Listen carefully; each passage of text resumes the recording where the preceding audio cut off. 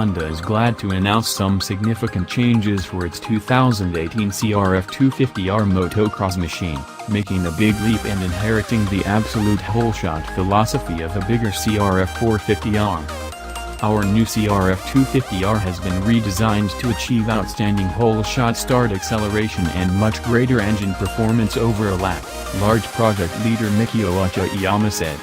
We have replaced the Unicam power unit with a brand new engine that revs so much harder and higher.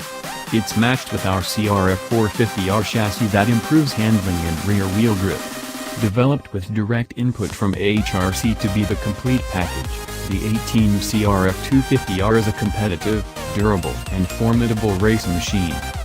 Yes, the big change comes from the engine itself, which is said to be a clean sheet design being built with a focus on top-end power for acceleration and drive. In simple words, it makes 9% more peak power and also features a 900 revolutions per minute increase to the red line.